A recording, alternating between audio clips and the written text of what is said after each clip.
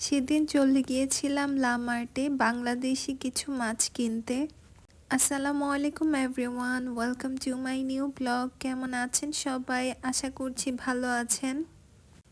ফার্স্টেই মাছের সেকশনে চলে যাই, আর এই লা মার্টেই শুধু বাংলাদেশি কিছু মাছ কিনতে পাওয়া যায়। এখানে ইলিশ মাছ ছিল, রুই মাছও ছিল, তার সাথে রূপচাঁদা মাছও ছিল।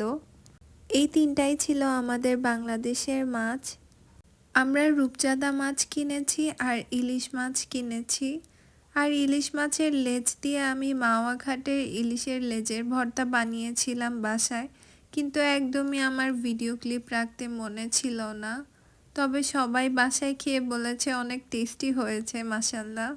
আমরা রূপচাঁদা মাছগুলোকে কেটে নিয়েছি ওদের কাছ থেকেই, আর ইলিশ মাছের শুধু আঁশটাটা ফেলে নিয়েছি, কারণ ওরা পিসগুলো সুন্দর করে কাটে না।